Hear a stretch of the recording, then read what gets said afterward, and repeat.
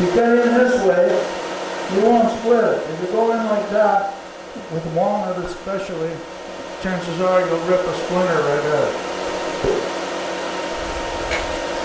When it's square, once it's round, it's more forgiving.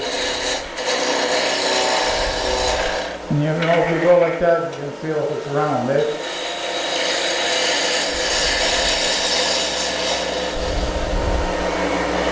That's round now.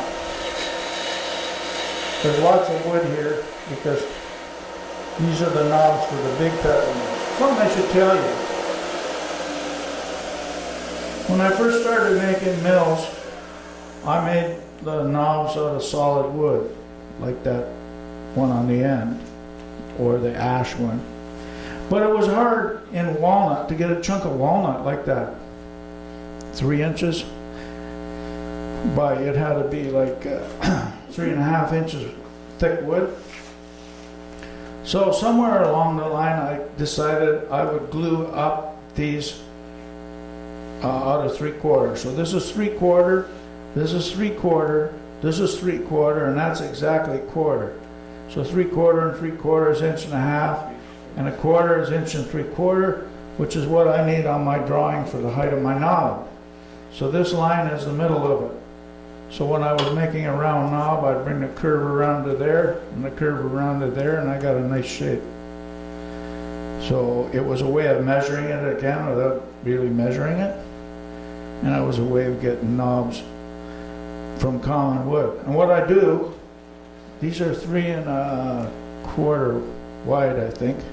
I would rip boards, and I'd stack laminate them, and I'd clamp them all up, and then run them through the table saw and clean them up on each side, and then put them in the chop saw and cut them to length so that they're all, and I'd measure them with a good measure, like the verniers. They're all pretty well right on square to my specs. So when you put them in the chuck, that they hold nice, eh? So that's round. Now we'll flip it around and do the other end. Oh, geez. I talk too much. One thing I didn't do, threw it up again. It's pretty good. And I just drag this across here. I don't want to take anything off unless it's got a wobble to it. So when I put it the other way in the chuck, it's square.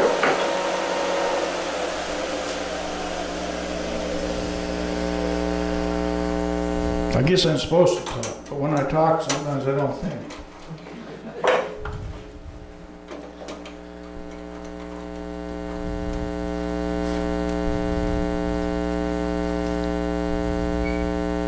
So this is going to be the knob. We need a 932 hole up through the middle and a 3/4 inch hole to seat that little ring in it. So I could do it right now. When I'm doing a whole bunch of them, half of them I do right now, and half of them I do after I turn the tenon in, because I've already got this is all set up in this end, so it just saves me one step. But I'll turn that off so it's clean.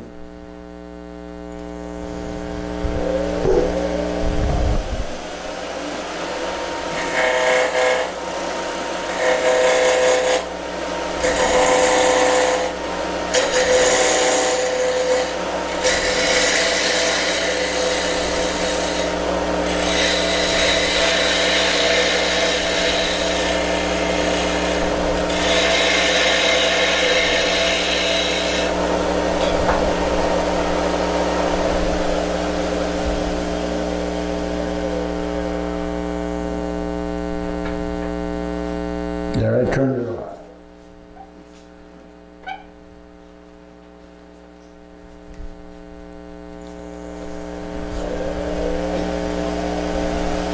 Still bowl good, but it's smaller and it's sharp.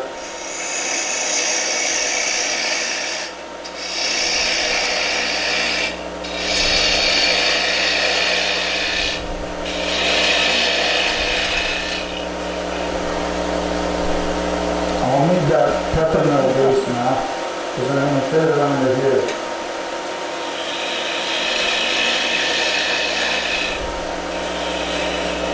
Because I don't know what it is, and I don't know what this is.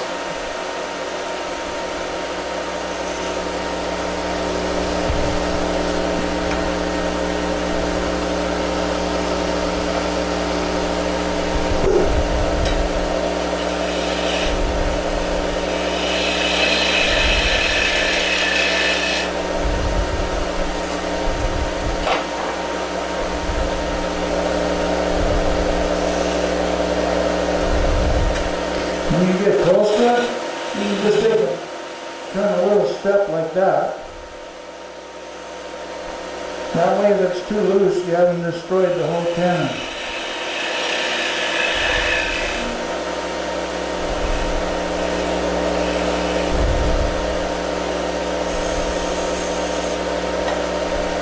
Don't shove it on when you're going fast.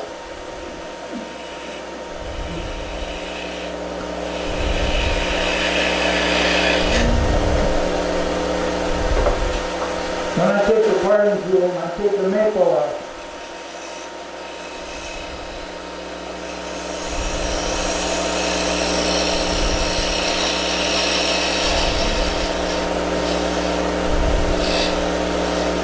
If I take too much off here, then my knob is shorter and my thread sticks up further. If I did, then you know, then I'll take the rod out and cut the bottom off and shorten it. So once again, you can't go wrong.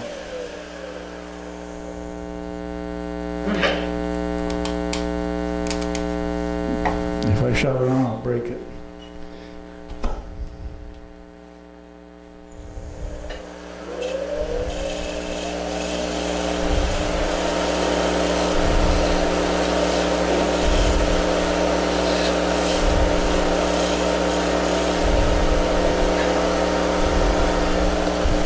You can make it fairly tight.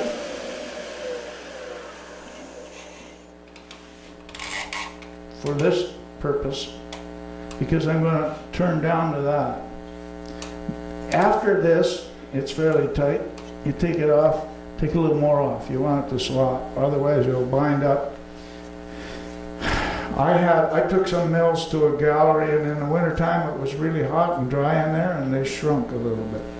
Just enough to make them tight. So I think I don't know, I had something, I reamed it a bit. I'll keep this because I need it for a bit. So now we're going to drill the last holes.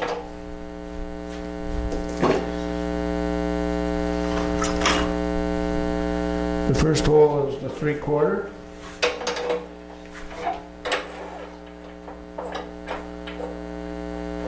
I can get it anywhere like that. And something like that.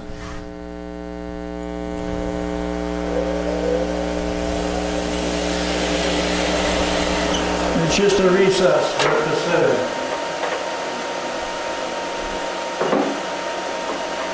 This is 932. Crosswise on that rod is about 1/4 inch.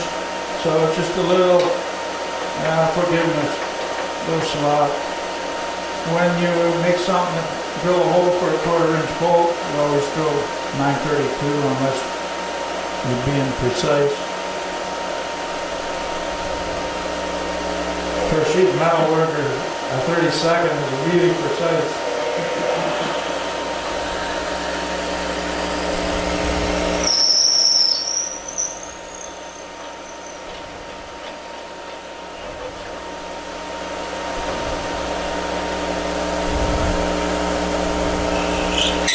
Even worse for a plumber. No plumbers here, man.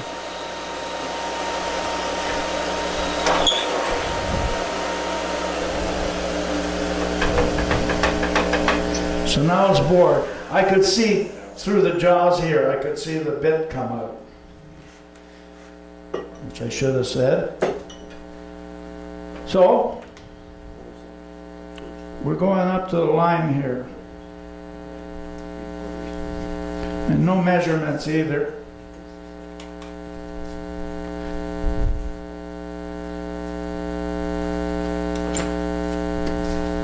a little one. What I'm gonna do is eyeball this line here, this angle, and just bring it up to this line here.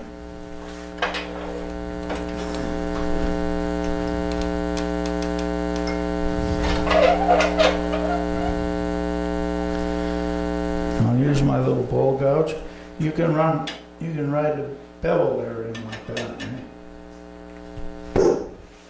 Especially now it's not sanded.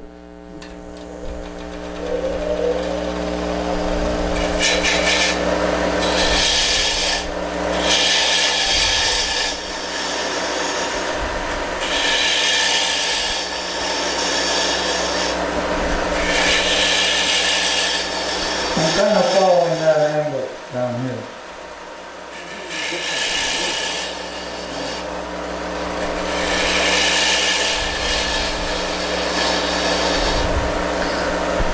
This is one of the, what you can call the flaws of this design, that they have to fit perfectly, where the other ones can come around, and since the curve changes right there, there's some room for some slop.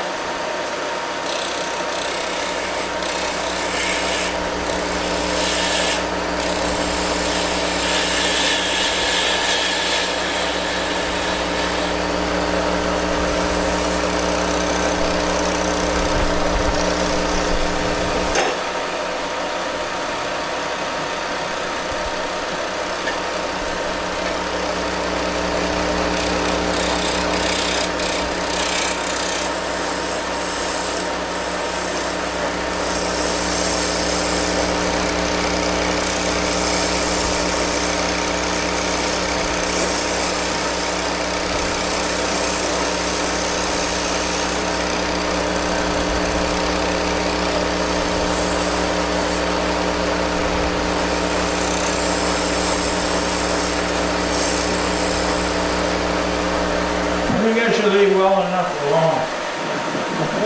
So, I just touched out of it.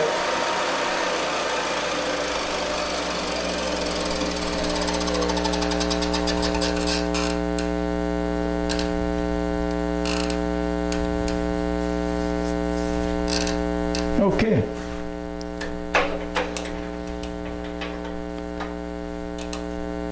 Now I'll take a little off there to make it looser.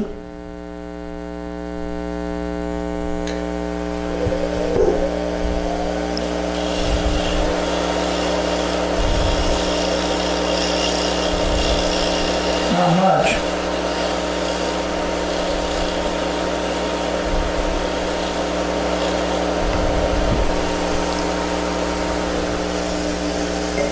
Maybe that was like the thickness of a $20 bill or something. It was more than that.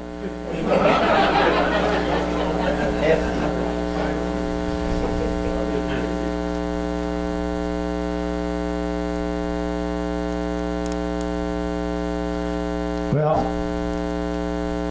it's the right size, so I don't dare change it.